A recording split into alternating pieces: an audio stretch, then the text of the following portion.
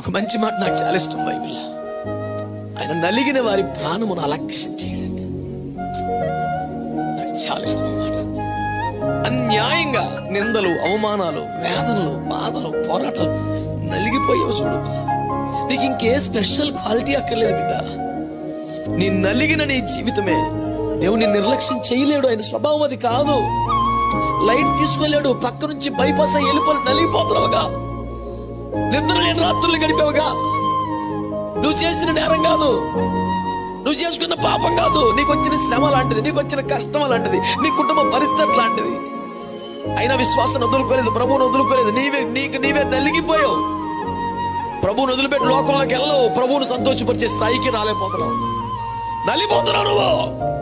నా యేసయ్య స్వభావం తెలుసా? ఆయన నలిగిన వారి ప్రాణమును అలక్ష్యం చేయలేడు అన్నాడు. ఆయన వల్ల కాదు.